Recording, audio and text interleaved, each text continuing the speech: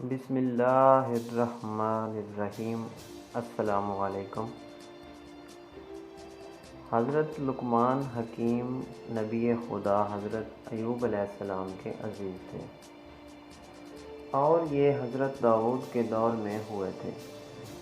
آپ نے اس دنیا میں 4500 سال زندگی بسر کی۔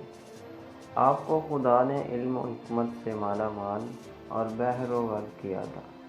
آپ نے اپنی تجربہ کی روشنی میں بہت سی قیمتی نصیحتیں دنیا والوں کے لیے کی ہیں، اور آپ کا ذکر قرآن مجید میں نمایاں طور پر آیا ہے، اور آپ نے اپنی نصیحتوں میں خاص طور سے اپنے بیٹے کو مخاطب رکھا، اور آپ کی نصیحتوں کا ذکر قرآن مجید میں بھی ہے۔ بعض علماء 3000 بتاتے ہیں، اور صاحب زناد الخلود نے 7000 نصیحتیں بتائیں جو آپ نے دنیا والوں کے لیے لکھی ہیں۔